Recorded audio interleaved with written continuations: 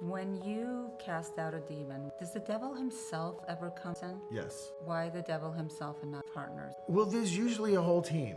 It's rare that there's one demon. They have a totem pole of ranking and hierarchy, and the highest one up is usually the quietest. Right. And the lower ones do a lot of the babble in the beginning, and as one by one they get booted out, you eventually make your way up to the kingpin, and that's the get out.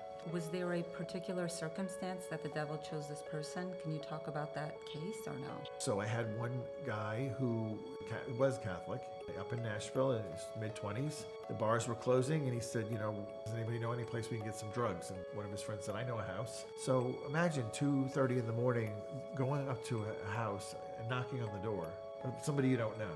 So right away I said to this guy, I go, who does that? Like, who goes to somebody's random house in the middle of the night knocking on a door? And he said, well, I opened the door. It was kind of dark and lit by candle. And there were pentagrams on the wall, and upside down crucifixes scattered around the house. That should have been his first clue. Right. I said, you have absolutely no self-preservation senses in you whatsoever. Exactly. Like, nothing. It's like in the scary movie, Don't Go to the Basement. Yes. He went to the basement. Exactly. And they bought their drugs. I think their drug of choice was crack. And he said the minute he smoked it, he felt the demon enter him. Wow. He physically Felt it. And then after a little bit, he doesn't remember anything, but woke up a few hours later with a witch having sex with him on top of him. And she was doing all sorts of incantations as well. So this guy, he had like the triple threat of everything you could do wrong, he did wrong. And he was instantly a domain of Lucifer. Wow. And how long did that take to work out for you? It took about, I think, 3 or 4 sessions, and then he was completely free. But he really wanted to be. I mean, he really chose. One, he repented immediately.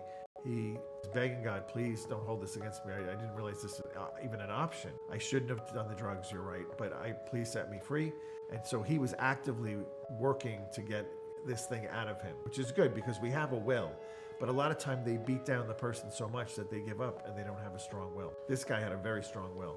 I know in the record industry, back in the 80s and 70s, some of these bands were consecrating their albums, Satan with Black Masses. I remember, like, the heavy metal band. Remember Father John Karapi? He went to one of them, saw it. So we know this happened. They can do the same thing with edibles. Tattoos? It's anytime your body's being touched or manipulated by somebody, you better know their spirituality. Massage is okay. Is it? What if it's a witch? Okay, so if you're in a state of grace, you're getting a massage, how does the demon get onto you? Well, the person could be doing all sorts of their prayers to open yourself up to them. Yeah, but you never want people touching you that you don't know who. I mean, it's a good rule of thumb anyway. How about if we make them say the Hail and the Our Father? I don't know. I know it sounds basic, but you do a little background on your people you're going to. Like, I go to a Catholic doctor. He's very Catholic. When he examines me, I know I'm not getting any kind of third-party analysis from. Got it. Okay. And I know people are going to hear this and go, well, that seems ridiculous. And we have to go through life. Yes, we do. But this is on the rise. Witchcraft is one of the fastest growing religions right now. More and more of these people are popping up, and you really don't. Once you see somebody that has to go through all the trouble of getting rid of the problem, just don't open the door. Yoga? No. No. The poses are a signal to that particular demon attached to the pose. I heard Kundalini yoga is 10 times worse. 10 times worse. I had a friend who You're used inviting a serpent into your spine. I'm good on that. Come on. I'm good. No. It's like sending a bat signal up, When you do the pose, oh, there's the signal, let's go. Father Dan, are there any about what you... Probably a lot. Many people think if I just get to that priest, it's like putting a quarter in a gumball machine, and now give me what I need and I'm on my way. It's not, we do not do exorcism on demand, because with the other side of the coin of deliverance is healing. There's usually an open wound that needs to be closed before the demon can be cast out. That's what a lot of people don't understand. There's something in you that some way invited this in, and that open door has to be shut, and it's often a wound, something in childhood, or something a trauma, or an experience that caused them tremendous pain or grief or abuse. That's the first thing. The second thing is, this is about a relationship with Jesus Christ. So you now have to reconnect with him. So if you're an atheist, that means you have to go and find him. You can't just go back to your life of being an atheist. So I actually won't do the deliverance. The person tells me I have no interest in seeking out God. Because it's not really even a possession of God, right? If you don't believe God, then you don't devil. It doesn't matter, the devil believes you. No, but what I'm saying is, what's the point of deliverance? Because they don't want the pain. Oh, I see. They just want to be put out of their misery. Yeah. Does anyone enjoy Being in a state of possession? According to some actresses in Hollywood, yes. There was an actress not too long ago that said she enjoyed having sex with demons. She's just saying that. Have you encountered it yourself where someone's like, I'm possessed, this works for me, I'm good? No, but there is a spirit that can mimic intercourse. It is weird. But for the people that it's happened to, the first time it comes in, they need an invitation. It can't just do this to you. And oddly enough, there was a woman who was a widow, and she woke up one night and she saw what she thought was her husband standing there, sort of like you would, not physically like you and me here, but more of like an image of him. Hologram. And he said, can I lie down with you? And she said, of course, come in. There's the invitation. Oh, I see, because that could never be. How about in a dream, if it was in the form of a dream? Dreams, we don't have a full will always. It's more we're living through it. So it would depend on how much your will is involved. But the state of twilight between awake and asleep, very dangerous state to give a consent. Don't give a consent to anything. But anyway, that night he winds up, as in her words, making love to me. And she said it was very much like my husband. Wow. And the second night he came back, and this night he did not ask permission and just came into the bed and had sex with her. She said it was not like making love. And the third night he was raping her. That is so creepy. And that's creepy. when she called and I met with her and she told me the whole story. And I said, let's be clear, you did watch your husband get put into the ground in a box, correct? And she said, yes. I go, why did you think he came back? Because it looked just like him. And she was probably lonely. So Missing him. This is what I mean. Like, yeah. They're very manipulative. They know what they know. Triggers are. Exactly. So you have to be on guard. Last night, I had a friend call me and say, my house is possessed.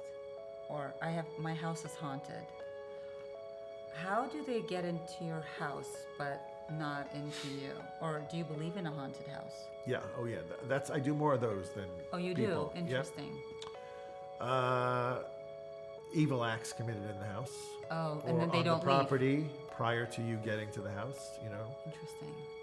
And then you need a Catholic priest, obviously, to exorcise the house completely. That's what I would say. Yes, but I'm sure there's people who do their own thing. The people. Oftentimes they'll go get the sage and burn the sage in the house, and then they say that made things worse. Yeah, because that's not doing anything. That's like a joke to them, and it's almost like just to show you how silly that is, they're going to come now even harder at you. But yeah, horrible things committed in houses. Murder, molestation, something like that. Yes, all sorts of things. Yes. Trafficking of people. There's a place up in Nashville that it was discovered, and they were having a lot of problems. It was a large property, and they did a little research on the history. It turns out that land is where about 300 Americans were scalped by Indians and killed on the property. Gives me chills. So we had to go do a lot of work to get rid of all that, the spirit of death and murder and all that. Father, do you take any... Aside from what we spoke about, do you take any special safeguards before doing the work that you do? Always, yeah. We go to confession before we step into a deliverance. We have mass, usually said for the victim before the rite of exorcism. There's a lot of preparatory prayers before we begin. There's teams of backup praying outside the space. There's a team that gets prayed up in the space that's praying while I'm doing the exorcism. And then after that, it's finished, then there's prayers against retaliation from demonic spirits. So there's a whole protocol, which is why when I hear of Protestants trying to do this, and I ask them a few questions, they're not doing any of these things. And I go, you're kind of putting yourself in a scary position if you're not protecting you and your team.